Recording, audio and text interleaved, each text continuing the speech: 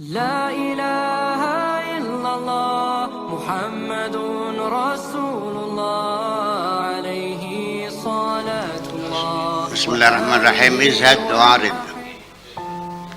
فتستريح بالعاجل. Terapkan pola hidup sederhana, ya. Nanti engkau akan bisa nyaman di kehidupan sekarang ini, dunia ini bil ajil. Wa in kana laka qismun minad dunya fala budda min wusulhi ilaika. Kalau memang engkau punya bagian, punya ketentuan, punya nasib, punya rezeki yang sudah ditentukan oleh Allah Subhanahu wa ta'ala, maka pasti akan sampai kepadamu. Memang kalau nasibnya kamu kaya juga kaya kok, ya. Ta'tika aksamuka, akan datanglah bagianmu, rezekimu, wa anta azizun mukarramun mas'ul, dalam keadaan sebagai orang yang terhormat dan bertanggung jawab. La takul binafsika wa hawaka, jangan engkau makan rezekimu itu berdasarkan nafsumu dan berdasarkan hawa nafsumu. Fa inna dzalika hijabun, karena hawa nafsu itu adalah merupakan hijab. Jadi bukan by selera, bukan berdasarkan nafsumu. Yahjibu qalbaka, yang akan menghijabi hatimu, an rabbika, dari Tuhanmu azza wa jalla.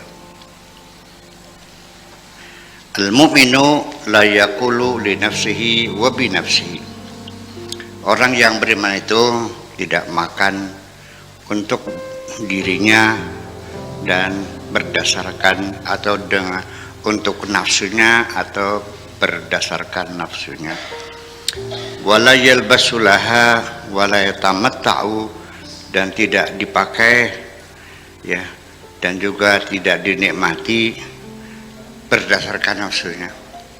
Bal yataqawwatu liyataqawwa ala ta'atillah azza wa jalla.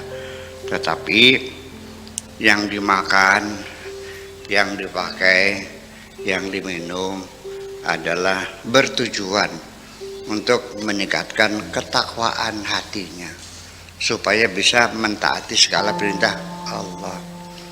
Makanya bukan untuk mencari kenikmatan, bukan mencari kenyang, tapi supaya badannya kuat, bisa melaksanakan perintah Tuhan. Ini penting sekali. Di sini ada turning point-nya, titik baliknya di sini. Ketika engkau menjadi seorang pejabat publik, apakah gubernur, apa bupati, apakah menteri, dikasih inventaris kan, mobil kan. Untuk apa mobil inventaris itu? Untuk memperlancar, mempermudah dirimu dalam melaksanakan tugas-tugasnya. Boleh nggak dipakai ke shopping pasar? Nah, itu kan persoalannya. Di sini kita lupa hal semacam itu. Ini kan fasilitas badan kita, mata kita, hidung kita, rezeki kita, semuanya fasilitas, inventaris yang Allah berikan kepadamu. Untuk apa?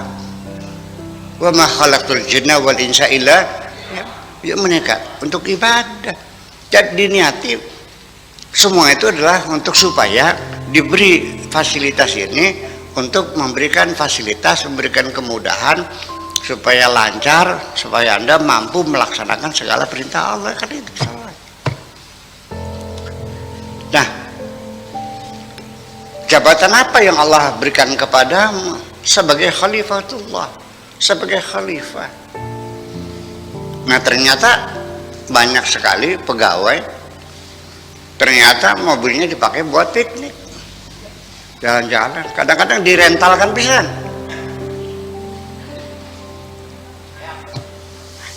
Ya itulah persoalannya. Jadi kesadaran di dalam dirinya itu bahwa semua fasilitas yang ada ini adalah semata-mata untuk mempermudah tugas kita. Jadi jangan menyelam sambil minum air. Di situ Anda menikmatinya. Itu yang perlu diingatkan. Oke. Yaqulu ma yuthbitu aqdama zahirihi baina yadayhi. Jadi orang yang beriman itu saatnya makan ya makan, ada yang dimakan ya dimakan, apapun ya ada, apa saja yang dia dapatkan itu untuk apa? Ma yuthbitu aqdama zahirihi, supaya memperkokoh pijakan kakinya, supaya bisa tegak berdiri, supaya bisa kuat, ya, tubuhnya ini.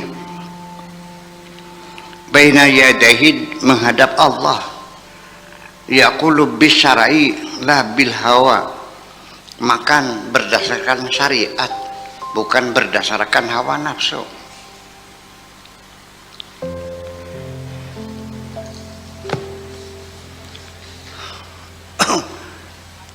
Yang ingin saya tanyakan gini,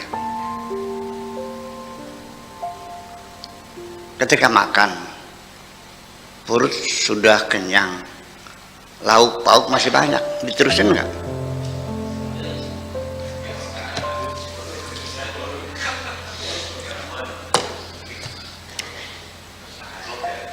Nabi itu mengatakan, nahnu qaumun la naqulu hatta yaju wa idza akalna la nasbau. Kita ini kalau makan nunggu lapar, kalau makan tidak sampai kenyang. Jadi kalau kamu tidak lapar makan, itu kan penganggurannya, sesuatu yang tidak dibutuhkan, yang nggak lapar nggak pergi. Kemudian kalau makan, kanjeng Nabi tidak sampai kenyang, karena makan itu hanya untuk menghilangkan rasa lapar. Kalau lapar udah hilang, udah selesai. Kalau menambah lagi, uruk lagi, itu namanya nafsu.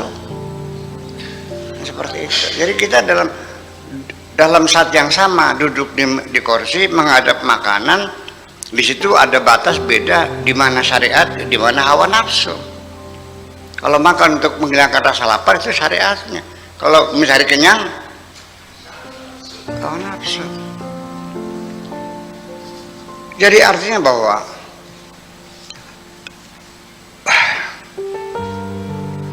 jujur aja deh, semua apapun yang kau lakukan di dunia ini, cobalah semua itu dialamatkan untuk Allah, untuk beribadah.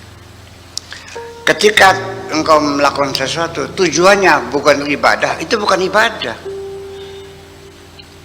Sekalipun kamu belajar ngaji, ngapalin dalil, tujuannya supaya jadi mubalig, supaya nantinya dapat amplopnya tebel, ya bukan ibadah itu. Terus kamu belajar kedokteran, ya, niatnya untuk menolongi orang-orang yang sakit.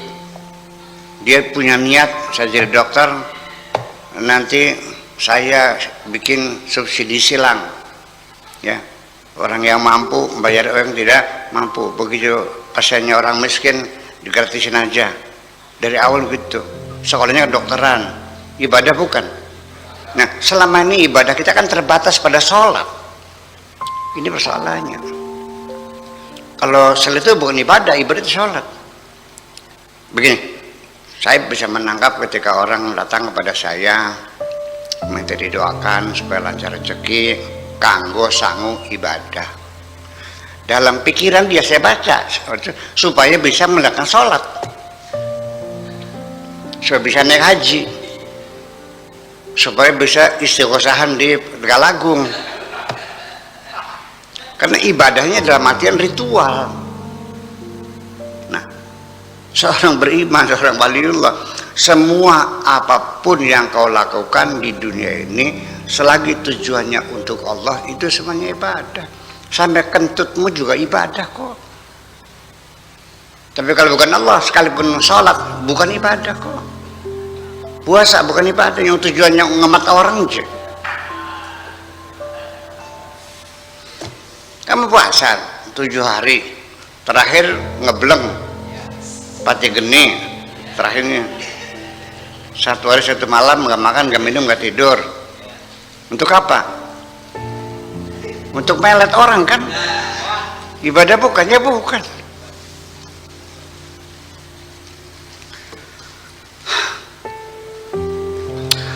Sholat duha supaya lancar rezeki.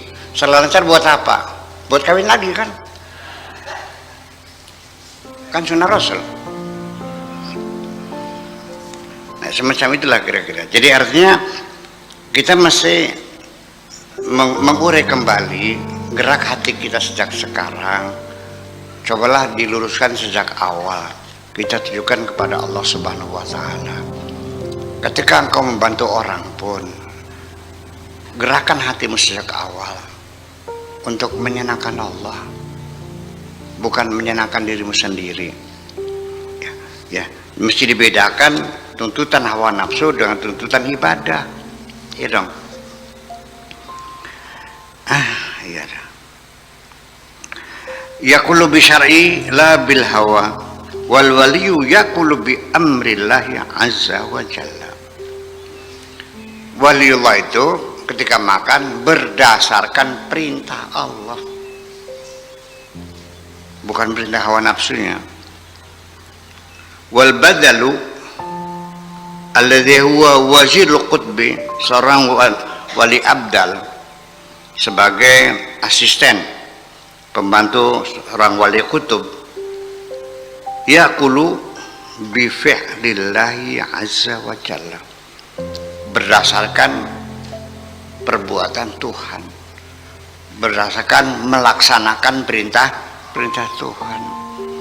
Nah, makanya apapun kita mau makan, mau minum dengan membaca Bismillahirrahmanirrahim, artinya itu kamu ini minum nih bukan berdasarkan tuntutan nafsumu, tapi karena perintah dari Allah. Makanya Bismillahirrahmanirrahim, atas nama Allah yang Maha Pengasih dan Maha Penyayang. Berarti minum ini berdasarkan perintah Allah.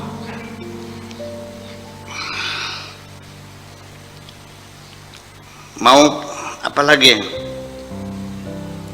Mau makan, Bismillahirrahmanirrahim.